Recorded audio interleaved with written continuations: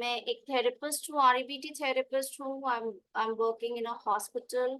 Majorly मुझे जो है social work cum psychology and psychoanalysis में ज़्यादा इंटरेस्ट है। I have done my training from Albert Ellis Institute, New York affiliated है ये।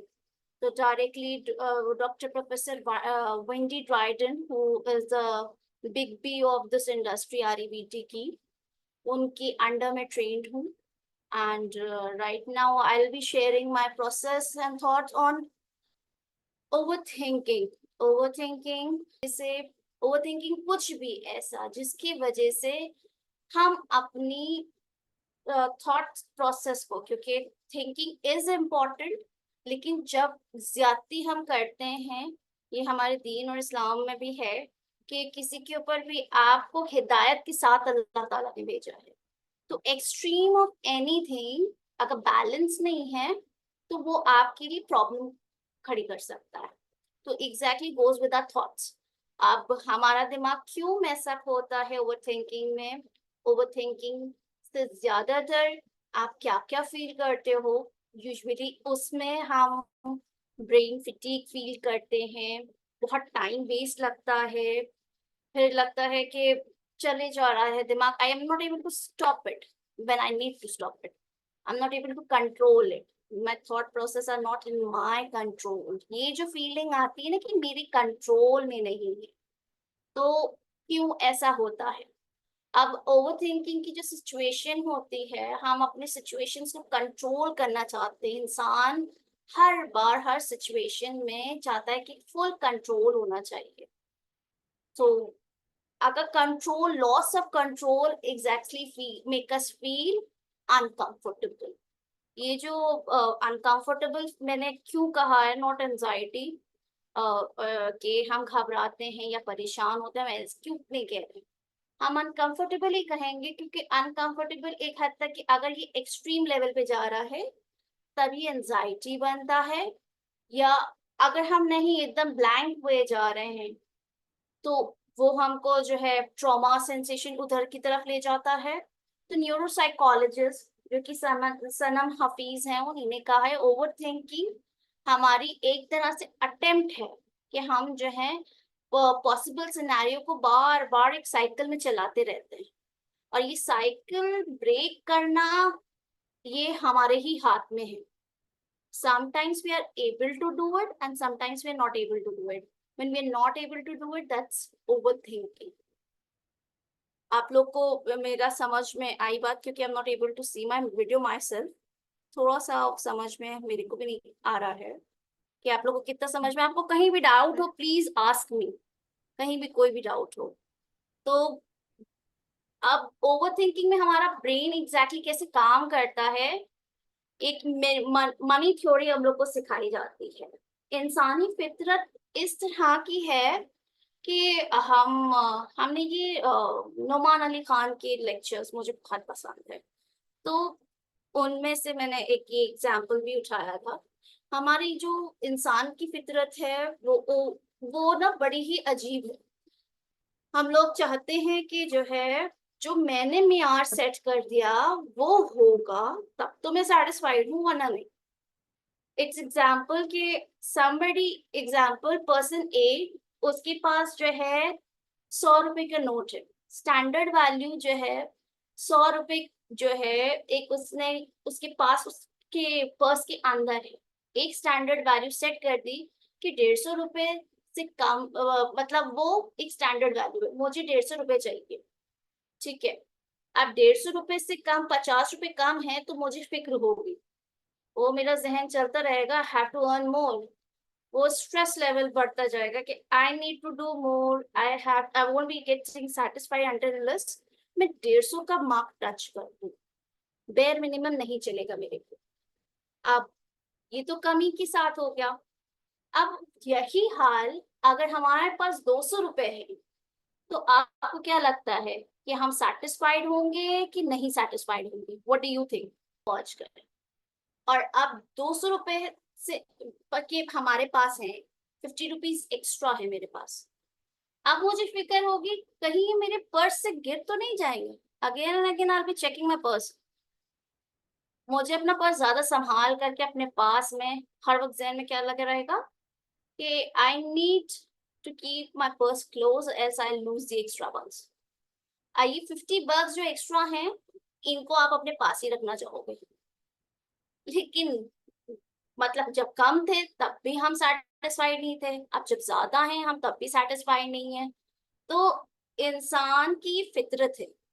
तो this is how our brain works and this is how it leads to overthinking, कि कहीं चोरी ना हो जाए। फिर ओवर थिंकिंग जब कम होती है, आप में कमी, तो वो self esteem, low self esteem, am I not good enough, ये दिमाग में हमारे सबसे पहले आता है। क्या मैंने सही बात नहीं की, क्या मतलब मैं इतनी बुरी हूँ, how dare he talk to me, what does he think. तो हर जगह हम ओवर थिंकिंग करते जाते हैं, क्योंकि ये हमारी, ऐसा हमारी फितरत है, दुनिया, ये हमारा ब्रेन ऐसे ही काम कर। ओवर थिंकिंग हमारे जो एक नेचुरल वो है, जो सभी इंसान जो है इसको फील करते हैं। ओवर थिंकिंग में हमारी हायर लेवल ऑफ जो प्रीफ्रंटल कॉर्टेक्स होता है, यूजुअली द फ्रंट ब्रेन, जो हमारा माथे के ऊपर की तरफ होता है, वो हाई फंक्शन में आ जाता है जब आप स्टडी करते। हम लोग ने इस पे रिसर्च पेपर्स हैं कि जब लोग ओवर थिंक करते हैं, they are able to see discover all the options. तो लेकिन इनके पास ऑप्शंस बहुत ज्यादा बम्बार्ड हो रहे होते हैं, एग्जैक्टली जैसे कि बहुत सारे आपने टैब्स खोल लिए हो, आपको इन्फॉर्मेशन बहुत ज्यादा है, बहुत सारे टैब्स खुल गए हैं, लेकिन अगर उन्हीं को आप अच्छे से ऑर्गेनाइज कर ले, तो you will be able to ace it. इसका मतलब आपके अंदर कैपेसिटी एंड कैपेबिलिटी है, that you are a part of somebody who is genius. क्योंकि ये हाई इंटेलिजेंस का मार्क भी होती है कि, लेकिन उसको आपको एक डायरेक्शन में करना होगा।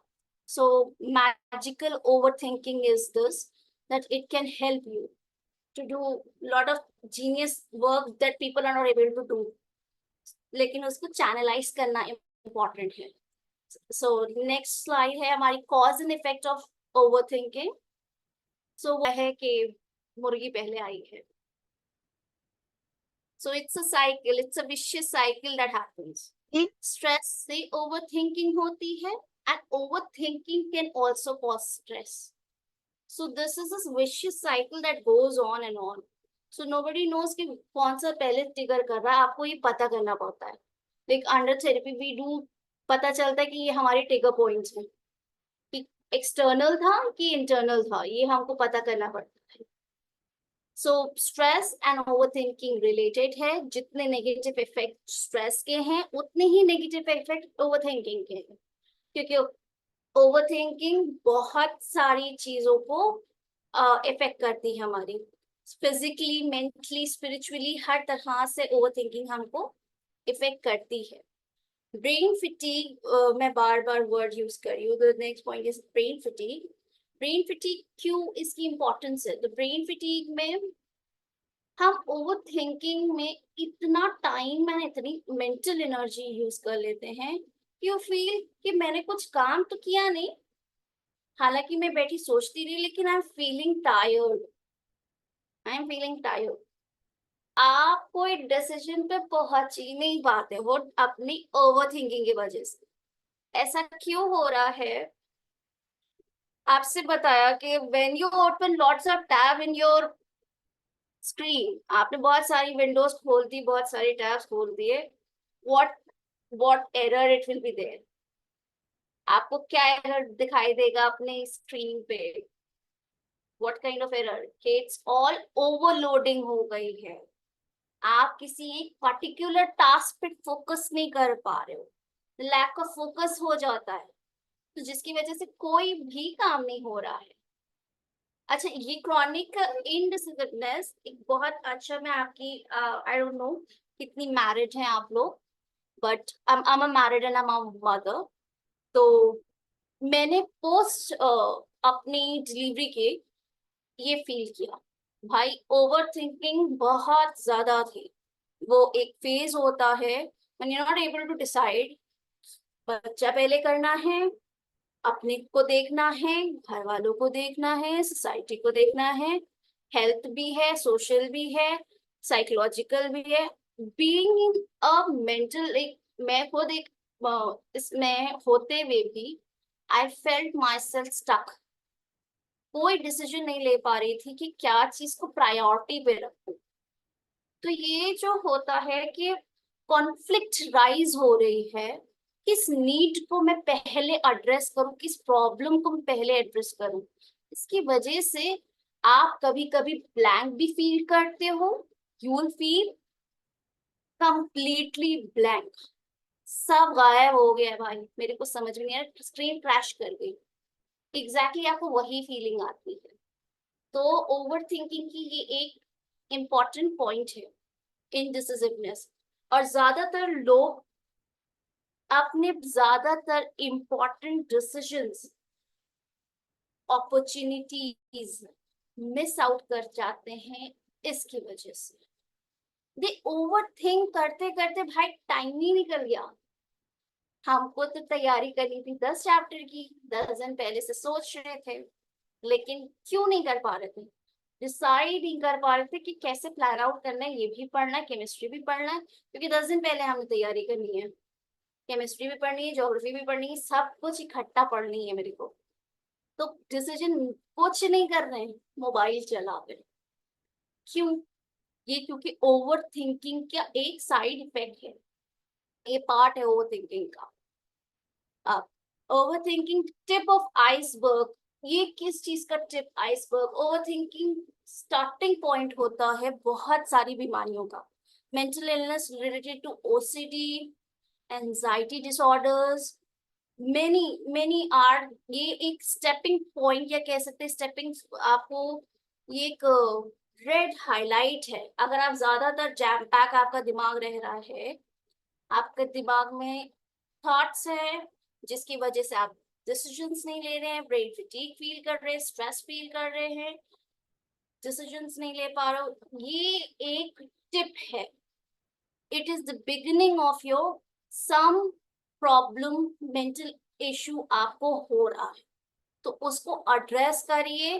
This is a very important part, ये एक हमारी साइको एजुकेशन के लिए बड़ा इंपॉर्टेंट पार्ट है। तो आप लोग प्लीज इसको अपने दोस्तों को, अपने उनको, अपने आसपास वालों को जरूर इन्फॉर्म करिए इस बारे में। Okay, trauma and over thinking something, एक तो इसमें टिगर होगा कहीं, पास्ट का कोई ना कोई टिगर है, एक पॉइंट है, ठीक है। अगर आपने बच्चे को बहुत जोर का पनिश कर दिया वॉल पे लिखने से, ठीक है, he is having a crayon, बच्चे ने ड्रॉ कर दिया, पीछे से पापा आए, पापा ने कहा कि जो है बहुत बुरी तरह से ही सेड समथिंग, जिससे बच्चा रोने लगा एंड बहुत खौफजदा हो गया। तो ट्रॉमा सदमा है, हमारे आसान अल्फाजों में सदमा है। ट्रॉमा जिससे आपको, जब आपका बच्चा वॉल पे लिख रहा हो, आप अपने बच्चे को बार बार बार बार, अब हमारी जनरेशन बात समझती है कि why we are not writing, हम अपने बच्चे को रिपीटेशन के साथ इरिटेटिंग टोन में कह रहे हैं कि नहीं लिखो गंदा हो जाएगा, लोग क्या कहेंगे एंड एवरीथिंग इज देयर। हालांकि उसकी डेवलपमेंट के लिए बच्चों का एक रिस्ट इम्पल्स होता है, they need to write it on it, उनका वो रिस्ट इम्पल्सिव होता है, उनकी डेवलपमेंट का एक पार्ट है। तो जस्ट बिकॉज मेरे पीछे किसी ने, मेरे बड़े ने बहुत ज्यादा मुझे डांटा था, तो मुझे क्या लिंक कर दिया सोसाइटी से, लोग क्या समझेंगे, तुम गंदे बच्चे हो, you are not keeping your house clean. ये ट्रॉमा है, जब भी मैं बात करती हूँ तो मुझे बात याद आ जाती है, उतना ही मुझे खौफ महसूस होता है जब मैंने उस वक्त महसूस किया। तो वो खौफ वापस लौट के आना बार बार, उसको हम सदमा कहते हैं। ट्रॉमा बहुत आसानी से लूजली प्लीज मत यूज करिए, because trauma has a very strong word है ये, सदमा एक बहुत स्ट्रॉन्ग वर्ड है। अच्छा, अब ओवर थिंकिंग कहाँ से आती है, ओवर थिंकिंग और ट्रॉमा में क्या लिंक है? जो ट्रॉमा की वजह से ओवर थिंकिंग इंसान करता है। ट्रॉमा की वजह से ओवर थिंक क्यों करता है? आपने जो है somebody you told somebody, आपने अपने फ्रेंड से शेयर किया कि मैं फला फला रिलेशनशिप में हूँ, for example somebody is in relationship, उसने जो है अपना एक्सपीरियंस शेयर किया कि तुमको तो अपनी सास से जो है ये नहीं ये बात कहनी चाहिए, रिलेशनशिप नहीं, आई मीन के फैमिली रिलेशनशिप, आप तुमको अपनी सास से ये नहीं ये बात कहनी चाहिए, तुम तो कितनी बेवकूफ हो, हम्म, तुमको ये नहीं कहना चाहिए था। अब जब जो है वो सास के सामने गई, मदर इन लॉ के सामने, सेम सिचुएशन हुई, what kind of reaction she would be giving? वो इतना सोच रही होगी तुम तो बेवकूफ हो, तुमको ये कहना ही नहीं चाहिए, व्हाट शुड आई से, what would the perfect words, कि मैं जो है स्मार्ट भी दिखूं और मैं वो, ये अजीब सी इंसान के अंदर एक फैक्टर आ जाता है कि आपको पीछे कैसे, आपके पास में कैसे आपने उस चीज को लिया, उसकी वजह से आज आप जो है सोच नहीं पा रहे हो, ओवर थिंकिंग आ रही है, हाइपर विजिलेंट है आप उसके बारे में, कांस्टेंट गाइड पर है भाई, मुझसे ये नहीं होना चाहिए, this mistake should not happen with me. एक तो ये शुड नॉट वाले जितने भी हम स्टेटमेंट्स बनाते हैं, they are not really good, वो हमको बहुत अजीब सी सिचुएशन में और अजीब सी बिहेवियर में लेके जाते हैं। So trauma and over thinking are linked. So over thinking, trauma की वजह से ओवर थिंक करते हैं हम। Identifying your over thinking patterns, कुछ इसमें हाईलाइट पॉइंट्स हैं, ये आपको 4 चीजें जो आप नोट कर सकते हो कि ये ओवर थिंकिंग हो रही है, और वो क्या क्या है। आर यू, आपका जो भी थिंकिंग है, पहले think what you are thinking, think about your thoughts, ठीक है? जो थॉट्स आ रहे हैं वो आपकी सोल्यूशन ओरिएंटेड है कि प्रॉब्लम ओरिएंटेड है? कभी ऐसा आप में से किसी ने फील किया है कि मेरे जहन में बस रिपीट हो रहा है थॉट, सोल्यूशन क्यों नहीं निकल रहा है? Anybody would have faced this, is experiencing overthinking। तो ये आइडेंटिफाई करना कि एग्जैक्टली प्रॉब्लम बेस्ड थिंकिंग है कि सोल्यूशन बेस्ड थिंकिंग है, जो थिंक कर रही हूँ उससे सोल्यूशन है। अच्छा, think thoughts are very important also, नहीं तो हम अपने बारे में कैसे जानेंगे? लेकिन ये थॉट्स किस टाइप के हैं उससे जो है आइडेंटिफाई कर रहे एग्जैक्टली कि ये किस तरह की थिंकिंग है, कंस्ट्रक्टिव है कि ये ओवर थिंकिंग है। ओके, आपको इसके बीच में समझ में आया? Okay, next point is check the emotions you are feeling during the act. अच्छा, मैंने इसको कह रही हूँ क्योंकि मैं आरईबीटी थेरेपिस्ट हूँ, तो हमारे में इमोशंस बड़ा इंपॉर्टेंट ही प्ले करता है role. What you are feeling, ये जो थॉट आपके जहन में आए हैं, is it making you feel anxious, is it making you feel guilty, is it making you feel in lack of confidence or boundaries, that you are no one? Exactly, क्या emotions आपके अंदर वो जगा रहा है, वो थॉट आपके अंदर, उस थॉट को चेक करना बड़ा इंपॉर्टेंट है, और रिपीटेशन के साथ है, और कोई सोल्यूशन भी नहीं निकल रहा है, और मैं थक भी रही हूँ उसको सोच सोच कर। ये सारे जो पॉइंट्स हैं ये इंपॉर्टेंट है, इमोशन बहुत इंपॉर्टेंट हो जाता है। Anybody is having any doubt regarding this? मैं इमोशन पे बहुत स्पेसिफिकली एम्फसाइज कर रही हूँ क्योंकि फर्दर मैं इसी को आगे इलैबोरेट करूंगी। अभी शायद ऑल गुड नहीं है कोई डाउट, किसी का डाउट रहा तो जी? पूछ लेंगे लोग बाद में, डिस्कशन के समय भी लोग सवालात पूछते हैं तो हम तब भी कवर कर सकते हैं इंशाल्लाह। ओके ओके ओके, सवाल डिस्कशन की। Okay, Are you solving the problem in the head instead of putting them into action? जैसे कि स्टार्टिंग में शुगुफ्ता ने कहा कि I am not able to, मेरे दिमाग में चल रहा था लेकिन I was not able to, कि वो एक साल अजीब सी कैफियत हो गई थी और मैं कुछ भी नहीं कर पा रही थी। तो वो जो प्रॉब्लम सोल्यूशन ही नहीं मिला था, क्योंकि वो हम प्रॉब्लम कहाँ सॉल्व कर रहे थे, अपने जहन में, अपने एक्शंस में नहीं सॉल्व कर रहे थे। वो not able to take any of the actions. तो आपको एग्जैक्टली फ्रीज कर देता, आपको कोई किसी, वही ना, ख्याली pulao, somebody wrote it in the chat। तो ख्याली पुलाव पक तो रहा है, महक नहीं आ रही है भाई, इतना दिखाई दे रहा है ना, पेट भर रहा है, तो ख्याली पुलाव ही पकता रहता है। फीलिंग डिसीजन फटीग, आपको डिसीजन नहीं ले पाओगे, आप डिसीजन सही से नहीं ले पाएंगे। Procrastination, rumination, okay. ये आप लोग ने, आप सब यूपी से नहीं है, तो मैं पूछना चाहूंगी, जुगाली वर्ड समझ में आता है आप लोग को? जी। अच्छा, बाकियों के लिए, अभी बकरीद गुजरी है, तो हमारा जब जानवर खा लेता है, बहुत देर तक मुंह में वापस से चलाता रहता है मुंह को, उसमें सलाइवा आता है और उसको वापस से फूड को अच्छे से चबा करके वापस से डाइजेस्ट करता है अच्छे से। उसी को जुगाली कहते हैं अपने लोकल लैंग्वेज में, and that is rumination। Exactly same happens in rumination is कि हम अपने थॉट को इतना चबा रहे, इतना वी थिंकिंग अबाउट इट, इतना ज्यादा नेगेटिवली ओरिएंटेड, कि जो है वो rumination में आ गया है। ठीक है। sometimes what happens especially in this is in relationships, कि हम जो है, there was a, मैं अपनी क्लाइंट की बात शेयर करूंगी कि she was there in a relationship।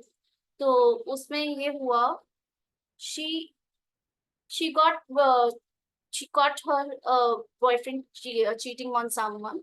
so क्या हुआ उसमें, so she was having thought कि मैंने जो है ऐसे इंसान से टाइम दिया। she was ruminating again, बार बार सोच रही थी कि how dare he, मैंने उसके ऊपर टाइम वेस्ट किया, मैंने उसके ऊपर टाइम वेस्ट किया, वही बात रिपीटेशन के साथ वो नेगेटिव में चलती चली जा रही थी। she wants to move, she wanted to move on। तो बेसिकली उसका गोल यही था कि I want to move on, but ये जो थॉट है ना मेरे दिमाग में रुक नहीं रहा है। तो rumination, एग्जैक्टली उसको rumination पे काम करना, this is what rumination is। Overthinking में rumination बहुत इंपॉर्टेंट होती है। प्रोक्रेस्टिनेशन, एंजाइटी, आप लोग सब समझते हैं कि फियर ऑफ एनीथिंग, एंजाइटी के खौफ ज्यादा होना, और रिपीटेशन के साथ वो थॉट आना जो आपको डरा रहे हैं। प्रोक्रेस्टिनेशन, आप में टाला मटोली करना, anxiety, rumination, okay, they not the same, ये सब अलग अलग हैं। प्रोक्रेस्टिनेशन, हम क्यों प्रोक्रेस्टिनेट करते हैं, हम क्यों टाला मटोली करते हैं? असल में हमने डिसाइड किया टास्क हमको ये 10 दिन में करना है, लेकिन हम उस आखिरी मिनट का क्यों वेट करते हैं कि हम आखिरी मिनट पे ही करेंगे? There are lot of tables, सब टेबल लग गई है, मेरे साथ तो हुआ काफी बार कि संडे मंडे ट्यूसडे लग गया, स्टार्टिंग में बहुत ज्यादा ये टाइम है, लेकिन आखिरी में बैठ करके सब प्रोजेक्ट्स कंप्लीट कर रहे हैं। Why did it happen? क्योंकि हमारी ओवर थिंकिंग है, और ह्यूमन ये हमारी ओवर थिंकिंग की वजह से होता है।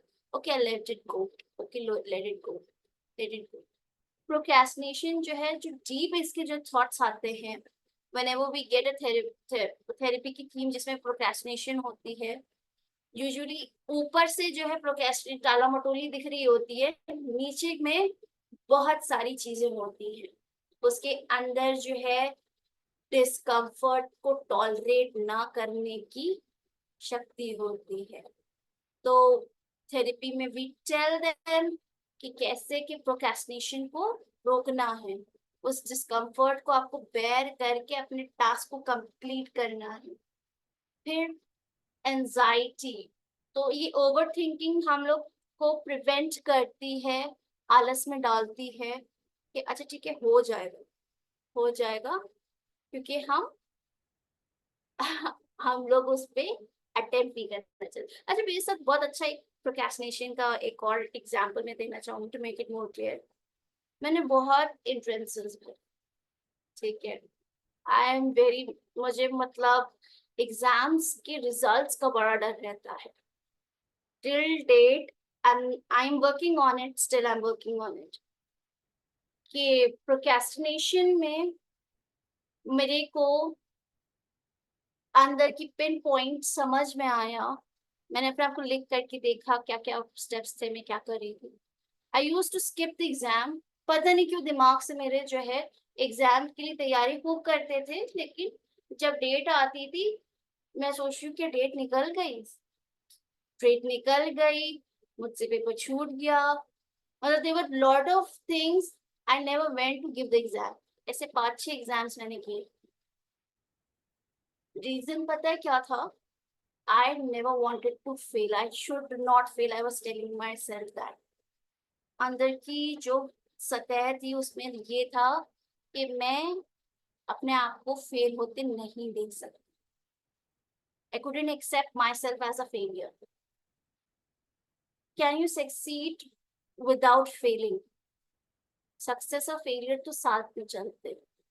Sometimes you will fail and sometimes you will succeed.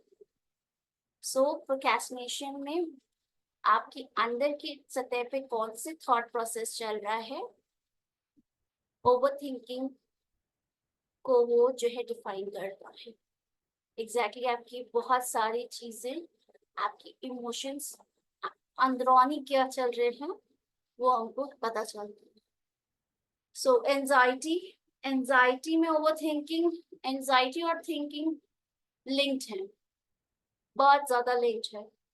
Over thinking thoughts में ऐसा भी आता है कि व्हाट कैटास्ट्रोफाई करते हैं, extreme scenario, worst case scenario, वो सोच रहे हैं। बस अब मैं जो मेरी जिंदगी ही खत्म हो जाएगी, that's the end, what will I do, इस टाइप की जो वो थॉट्स आते हैं वो आपको जाते हैं। अर्बन का was excellent TED talk that I would recommend, अगर आप enthusiastic हो कैसे exactly work करता है और कैसे अपनी जिंदगी को बेहतर बनाना है विदाउट टाला मटोली। तो प्रोक्रेस्टिनेशन को कैसे अपने आप को थिंकिंग पैटर्न से आपको चेंज करना है। Once you change thinking pattern, आप प्रोक्रेस्टिनेशन को ओवरकम कर सकते हो। I did that. तो इस वजह से ये बिल्कुल ट्राइड एंड टेस्टेड है कि जो है procrastination is preventable with your thought process.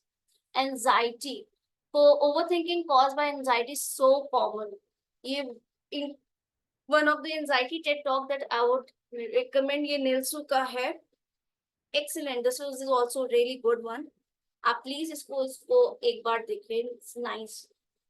Anxiety पे है, रुमिनेशन पे के एग्जैक्टली कि आप घर की बात, प्रोफेशनल बातें, ये तो बहुत ही ज्यादा लाइक कॉमन एक्सपीरियंस है हम मेंटल हेल्थ प्रोफेशनल्स का स्पेशली, कि we do take a personal, कहते बैगेजेस लेके जाते हैं अपने घर पर। Sometimes we are also human. So ये हो मेरा भी, आपके साथ कितना हुआ है आप भी शेयर जरूर करिएगा कि रूमिनेट आप अपने जो है वर्क प्लेस का कितना रूमिनेट आपने लेके अपने घर गई है बैगेज। सो रियली रूमिनेशन आपकी ना कहते फ्री टाइम को एकदम एग्जॉस्ट कर देता है, जो कि आपका स्ट्रेस फ्री टाइम होना चाहिए, रिलैक्सिंग टाइम होना चाहिए। ओवरथिंक कर करके, रूमिनेट कर करके हम लोग उसको कैसे एग्जॉस्ट कर देते टाइम को। finding the anchor in the middle of the storm. Okay, now how will you help yourself when overthinking? आप उस फेज के बीच में है, अपने आप को कैसे हेल्प कर सकते हो? सबसे पहले पैटर्न्स को रिकॉग्नाइज करिए, जो 4 पॉइंट्स पीछे मैंने बताए थे। ओके, उनमें से जो है 4 पॉइंट्स आपको पता होना चाहिए कि आप अगर डिसीजन नहीं ले पा रहे हैं, आप जो है ब्रेन आपका फटीग है, आप बहुत ज्यादा थिंक कर रहे हो, तो आपको ये सारे पैटर्न्स को रिकॉग्नाइज करना आना चाहिए। Recognition is important. और वैसे भी कहा जाता है, if you are able to state the problem correctly, आपने प्रॉब्लम स्टेटमेंट को सही तरह से लिख पा रहे हैं, पेन डाउन कर पा रहे हैं, इसका मतलब 80% of your problem is solve. ये बात वही है कि गलत पता तो चले ना कि something is wrong there. Common triggers क्या है? ट्रिगरिंग पॉइंट इंपॉर्टेंट है, क्योंकि ओवर थिंकिंग हर वक्त नहीं होती। There are situation, there are trigger point, हर इंसान का सबका अलग अलग है, यानी सबके अलग अलग पास्ट है, तो सबका अपना अपना ट्रिगर पॉइंट्स हैं कि क्या एग्जैक्टली आपको ट्रिगर कर रहा है ओवर थिंक करने। आप strategies to overcome over thinking क्या क्या कर सकते हैं? How many of you like इसमें से क्या चीज आप लोग माइंडफुलनेस कैसे प्रैक्टिस करते हो, मुझे जरूर शेयर करिए।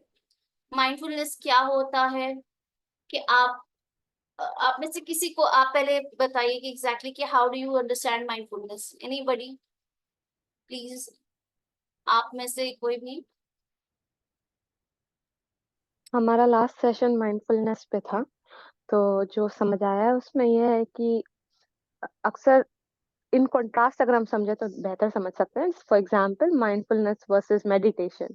तो मेडिटेशन में क्या होता है कि आप जाना चाहते हो एक तरह से, और माइंडफुलनेस इसका ऑपोजिट है। आपको प्रेजेंट रहना है और आपको हर एक चीज फील करनी है, and you are being there. तो आप माइंडफुली खा सकते हो, आप माइंडफुली, जिसमें अगर हम नमाज के तौर पे देखें तो हम कहेंगे खुशी और खुजू से नमाज पढ़ना, बीइंग Yes, देयर, नोइंग जी, इट। बिल्कुल सही। जी, सानिया जी, आपने बिल्कुल ठीक बताया। इसके अलावा माइंडफुलनेस हम लोग 2 minutes of mindfulness can also be done, बहुत आसान होता है।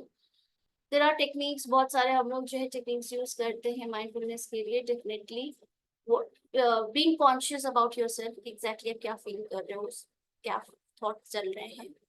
तो इफ ओवर थिंकिंग कम्स, आप उसके बीच में हैं, तो माइंडफुलनेस कैसे प्रैक्टिस करेंगे? This is what I do is के सबसे पहले what I do is I use stop technique for my self. कि चल रहा है, रील चला जा रहा है, कस के अपने आप से, इतना कस के नहीं कि सब आसपास वाले डर जाए, आहिस्ता से, मतलब इतना कि आपको सुनाई दे। Tell yourself to stop, stop this thinking. जैसे ही आप कहोगे, आप अवेयर हो जाओगे, साइकिल टूटने की, विशेष साइकिल जो चल रही है वो टूट जाएगी, and you will be able to move yourself around, move yourself around. Then एक ये टेक्निक हो गई, स्टॉप टेक्निक। फिर एक और आ गई, आई वो सेंसरी जो वो होती है, उसमें आई टेल कि my clients, what are the 5 things you can see, tell me, name quickly 5 things. जैसे देखो कि आप ओवर थिंकिंग में जा रहे हो, आस्क योरसेल्फ 5 चीजें जो मुझे दिखाई दे रही हैं, 5 चीजें जो मुझे सुनाई दे रही हैं। 5 चीजें बहुत कम होता है कि स्मेल बहुत चेंज हो रही हो। तो 5 सेंसेस को आप अपने अवेकन करो कि एग्जैक्टली क्या क्या आप देख सकते हो। आप 5 चीजें जो सुन सकते हो, या आप 5 चीजें जो स्मेल कर सकते हो। Okay, so this will help you to divert yourself from that storm में से कहीं ना कहीं आपको एंकर मिल रहा है कहीं पहुंचने का, कि आप वहां से निकल सके। Cognitive reconstruction is very important, ये हम ज्यादातर थेरेपिस्ट यूज करते हैं। स्टॉप थॉट स्टॉप टेक्निक अभी मैंने आपको बताई। कॉग्निटिव रिकंस्ट्रक्शन में हम लोग अपने नेगेटिव जो पैटर्न्स हैं, उसकी अंडरलाइन जो है, मैंने बताया कि सतह होती है, लेवल्स है, कि हम एग्जैक्टली क्यों अपना काम को टाल रहे हैं। जैसे कि मुझे पढ़ाई बहुत पसंद है, ठीक है, आई लाइक हिस्ट्री, ज्योग्राफी सब पसंद है, but I don't like chemistry. अब केमिस्ट्री में I don't like numerical solving, जो उसमें जो न्यूमेरिकल सॉल्विंग क्वेश्चंस होते हैं वो नहीं पसंद। तो मेरा दिल नहीं लगता है केमिस्ट्री में। तो is it whole chemistry is boring, या सिर्फ वो न्यूमेरिकल पार्ट में किसी तरह से स्केप कर सकती हूँ? तो वो जो न्यूमेरिकल पार्ट है सिर्फ वो मुझे नहीं पसंद आ रहा है। तो वो अवॉइडेंस है कि मुझे वहां पे अवॉइड करना है ये पार्ट की वजह से। तो उसको रिकंस्ट्रक्शन कैसे करना है वो हम लोग टेक्निक सीखते हैं इस नेगेटिव रिकंस्ट्रक्शन और कॉग्निटिव रिकंस्ट्रक्शन। एग्जैक्टली नीचे अंदर आपकी कॉग्निशन में क्या चल रहा है। Okay, reframing negative thoughts. आप रीफ्रेमिंग योर नेगेटिव, हम अभी मैंने मेंशन किया था एक हेल्दी इमोशंस होते हैं, एक अनहेल्दी इमोशंस होते हैं। Can anybody tell me anger किस टाइप का इमोशन है, हेल्दी है कि अनहेल्दी है? एनीबडी?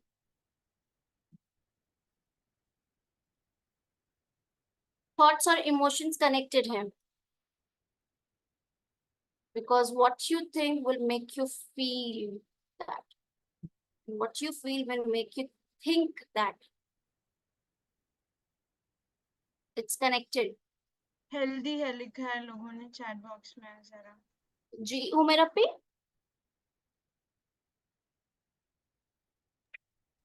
आपने पूछा ना हेल्दी है या अनहेल्दी है एंकर, तो हेल्दी है कहा है अनहेल्दी, लोगों ने राइट। चैट बॉक्स फिर में, हेल्दी। अनहेल्दी होते हैं नेगेटिव की तरफ होते हैं, अनहेल्दी होती है। सो रीफ्रेमिंग नेगेटिव थॉट्स में हम पहले अनहेल्दी इमोशंस के साथ साथ वहां पे जो थॉट प्रोसेस चल रहा है कि आई he must not talk to me like that, this he makes me angry, I feel angry how he talks to me, he must not। क्या हमेशा ऐसा होगा कि सामने वाला आपको ना बात करे आपके साथ वैसे डिसरिस्पेक्ट के साथ? No, it can not happen. So ये जो नेगेटिव थिंग, ये जो नेगेटिव थॉट है ना आपका कि he must not, well it's better he would have not, लेकिन जरूरी नहीं है कि इंसान आपके साथ हमेशा आपके हिसाब से ही बात करेगा। हाँ, definitely I will tell you कि boundary building and everything will be tell later, तो उस पे कैसे करते हैं, लेकिन ही शुड नॉट, ये आपके लिए डिस्टर्बिंग थॉट हो जाएगा, वो आप फर्दर डिस्टर्ब कर देगा। Okay, next is building resilience. Building resilience against over thinking कैसे होती है? Self care practice, self care practice में आप बहुत कुछ प्रैक्टिस कर सकते हैं। टाइम मैनेजमेंट, सबसे पहली priority time management. Manage your improve your conversation skills, I would tell all the girls, especially girls, yes here, कि अपने आप लोग प्लीज कम्युनिकेशन पे जरूर काम करिए। either it breaks the relationship or it makes the relationship। setting boundaries is really important। क्यों है? अच्छा, बाउंड्रीज जब हम इंडियंस स्पेशली सेट कर लेते हैं तो कितना गिल्ट होता है, उस गिल्ट को भी कैसे मैनेज करें वो भी अभी मैं बताऊंगी। Setting boundaries is a very large topic, how we do it and why we do it. And managing stress, stress को मैनेज आप कैसे कर रहे हो? बहुत सारी चीजें होती हैं स्ट्रेस मैनेज करने के लिए। अपने टाइम मैनेज करो, अपने अपनी health, exercise, meditation, these are all how you can manage your stress। round the clock you should be prepared for your pros and आप टॉलरेंस पैदा करिए डेफिनेटली कि फला इंसान मुझे बिल्कुल भी मुझे गवारा नहीं करता, तो लेकिन आपको तो रहना उन्हीं के साथ है। एग्जाम्पल, अगर आपकी सास हैं, उनकी आपकी कुछ आदत नहीं अच्छी लगती है, I cannot tolerate her, no she is not tolerable to me। so अगर आप ऐसा करोगे तो आप फ्रस्ट्रेशन ग्राउंड बना रहे हो, you cannot change her। so part of it would be that you manage yourself, कि आप उनके अराउंड कैसे अपने आप को मैनेज करते हो। so this is how we can handle overthinking। guided meditation, guided meditation में भी लोग हेल्प करते हैं कि आपको एक पॉइंट पे रख करके एग्जैक्टली आपको इमेजरी के थ्रू आपको गाइड करते हैं टू डिस्ट्रैक्ट योरसेल्फ। बहुत अच्छा सा फीलिंग आता है उसमें मेडिटेशन में। जर्नल लिखने के सेल्फ रिफ्लेक्शन इम्पोर्टेंट है। अच्छा, इस्लाम में भी आखिरी में जब रात आती है अपने बच्चों के पास 10 मिनट कहा जाता है सेल्फ रिफ्लेक्शन करिए।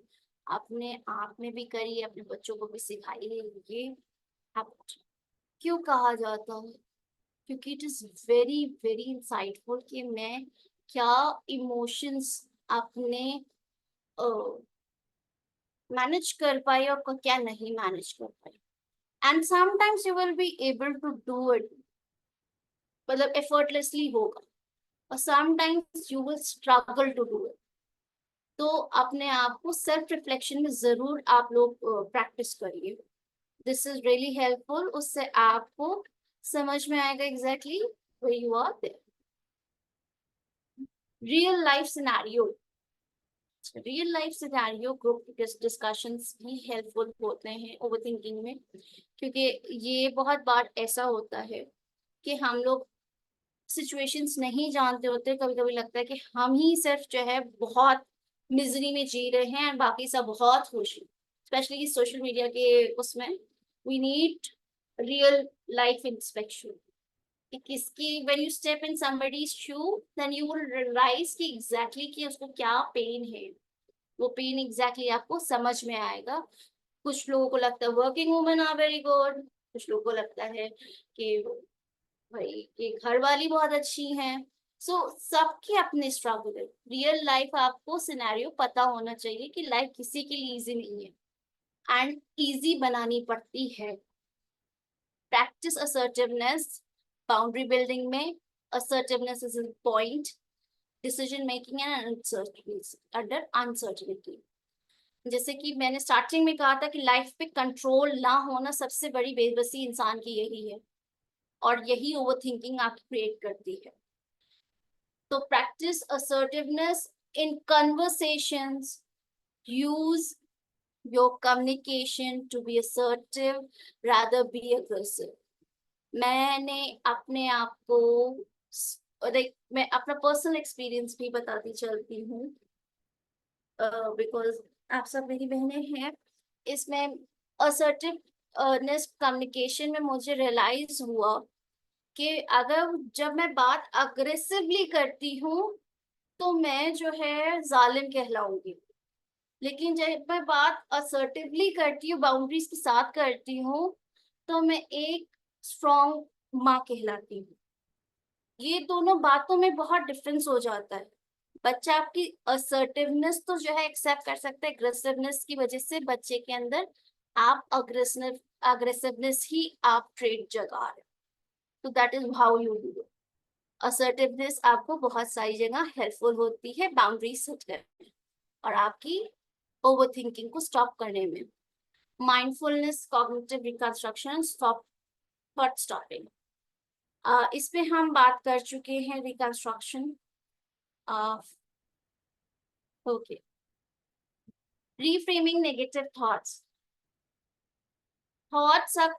Thoughts create feeling creates behavior, and behavior reinforce thoughts। Okay, ये जो साइकिल इसमें बनी हुई है डायग्राम में, आपको इसके लिए मैं एग्जांपल देती हूँ।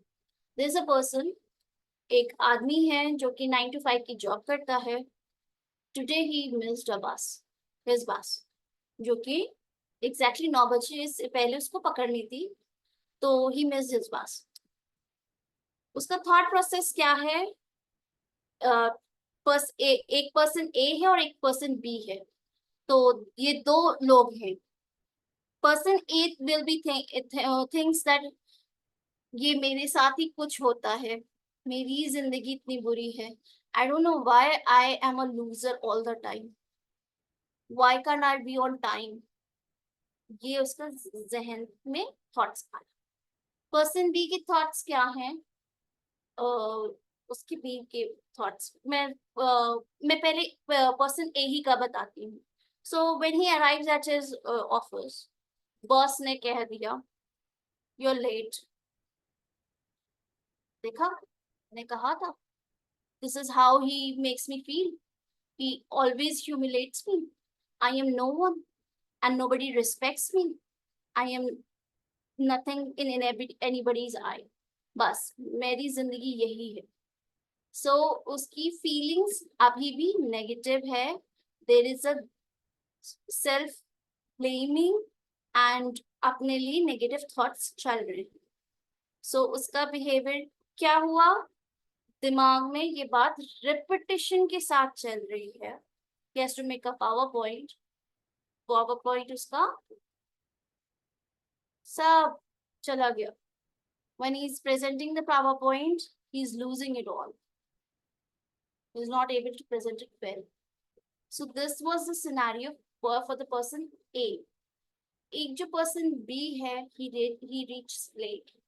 And then what is his thinking process? उसका process चल रहा है. Today I missed the bus. Tomorrow I'll make sure that I'm on time. It's okay, I missed the bus. I'll try taking another route or taking the taxi or anything. Okay. He also reaches late. He gets cold. What is his thought? Okay, today I got cold. Next time I'll keep a watch. I don't have to get late. Okay, I will try to focus on my work. Okay, right away, I don't need thoughts. I need to focus. My goal is to make my day better, not the start will define my day. So further, उसने अपनी presentation पे काम करता है, he is able to ace it. दोनों एक ही situation में सिर्फ अपने thought process की वजह से उनकी feelings बदल गई, उनकी way of working बदल गई, उनका attitude बदल गया, उनके जो है results बदल जाएंगे. So why negative thoughts reframing उनकी important है. तो हर बार जो overthinking आती है उसमें हम क्या change कर सकते हैं, how can we help ourselves, ये important है. ठीक है. So break the cycle, that is important. Self care practice कैसे करते हैं? I told you that schedule yourself, plan yourself ahead. It is really a good tip. Time management, very good tip. Sometimes you will be able to do it and sometimes you'll not be able to. कि गलती करने का मौका भी दे, अपने आप के लिए स्टिक लेके नहीं खड़े हो जाएं. जैसे कि अगर अपने फ्रेंड को आप सजेशन देंगे, अगर वो एक पेपर में नहीं पास हुआ, so what you will say to him? कोई बात नहीं यार, नेक्स्ट टाइम और अच्छे से तैयारी करना ना. Or you tell, no, you haven't taken care of it. Again, you lost it. You're such a shame. You're shame to your family. You talk like that. बल्कि और अच्छे से आप मोटिवेट करते हो. सेल्फ केयर प्रैक्टिस, अपने आप से क्या आप बात कर रहे हो, दैट वो टॉक इम्पोर्टेंट है अपने दिमाग में जो चला रहे हो. Setting boundaries is really important. All the girls over here, please set boundaries. Either it's with your kids or in your workplace, please do that. और setting boundaries से आपकी जिंदगी आसान होती है. आप इस पे नहीं negotiate करोगे क्योंकि I'm respecting myself. I'm respecting myself. ये important है. Otherwise you will feel the guilt कि जो है हर बार हम लोग ज्यादातर सेल्फ एस्टीम जो हम लोग का लो होता है क्योंकि लैक ऑफ बाउंड्रीज होती है हमारे अंदर. वो बाउंड्रीज को सेट करना अपने बच्चियों को भी सिखाए, अपने आप को भी सिखाए. Learn how to do so. Managing your stress का management is really important. I have told you the techniques. There are many ways to unload your stress. Yes. So this is a practical guide over here, how you can help yourself. Monday जैसे कि आपने mindfulness meditation Monday को 10 minute practice करो. Important है ये. Calm down करो अपने आप को. Postpartum में very helpful. Meditation is very helpful in postpartum. और chronic illness में बहुत important होते हैं. Normal life में भी बहुत important है. ये सारी चीजें आपकी जिंदगी की मुश्किल सॉल्व नहीं करती है, यस, लेकिन आपकी जिंदगी आसान जरूर बनाती है। आइडेंटिफाई ओवरथिंकिंग ट्रिगर्स अपने पहचानना शुरू करिए। रिकंस्ट्रक्शन कैसे टेक्निक यूज होती हैं उनको जानिए। स्केड्यूल से आपको ना you will be able to, एक जो कहते हैं ना वो गठरी बना करके जो रख दी वो कपड़े की, और वो जो तय नहीं किए जा रहे हैं पहले एक एक करके तय करनी चाहिए। जैसे कि मेरे कमरा में बहुत फैला होता है, what I do is I give my self 5 minutes. एक कॉर्नर को 5 मिनट देना, एक कॉर्नर को 5 मिनट देना, एक कॉर्नर को 5 मिनट देना। So this is how I am able to do so. मैं चंक डाउन करती हूँ, एग्जैक्टली इसमें चंक डाउन करने का स्टेप्स है। Set a limit for the decision making on challenging issue. सबसे बड़ा चैलेंजिंग इशू मैंने सबसे ज्यादा over thinking, it was important decision, not a very वो मैरिज प्रपोजल। कोई मेरे को कुछ नहीं समझ में आ रहा, कुछ भी नहीं समझ में आ रहा, बट डेफिनेटली अगर नहीं समझ में आ रहा है, sometimes a therapist might help you. Go to a therapist or ask somebody whom you can share your problem, or write it on a piece of paper. A piece of paper, वो analysis तो इतनी अच्छी होती है, you'll be able to write your challenges out and clear. Friday, जैसे practical relaxation time to promote restful sleeping. Okay, आपको जिस चीज से रिलैक्सेशन मिलता है, अपने बच्चे को दुआएं सिखाने से मिलता है, मुझे मिलता है अपने बच्चे को कुछ अच्छा सिखाने से, पकाने से। You choose what is your that, वो कहते हैं ना वो आपको अनलोड कर रहा है, exactly you will know it. तो अपने हिसाब से आप इसको जो है स्टेप वाइज कर सकते हैं। Reflect on your progress in general. Right about इस मंथ मैंने क्या चीज अचीव की, आज मैंने क्या चीज नई सीखी, आज मैंने क्या चीज अपने आप को चैलेंज करके उसको ओवरकम कर पाई, और जब नहीं कर पाई तो अपने आप से मैंने क्या कहा, क्या कहा, बेटर लक नेक्स्ट टाइम कहा, no I will work on it, definitely if I was able to do in my past I will be able to do it in my future. So work on it, वो great important है, और अपने आप को छोड़ना नहीं है, काम करते रहना है, अप्स एंड डाउन्स आते रहेंगे। So self care and relaxation Sunday को आप लोग प्रैक्टिस कर सकते हैं। Okay, that's the end from my end. Any doubt or question?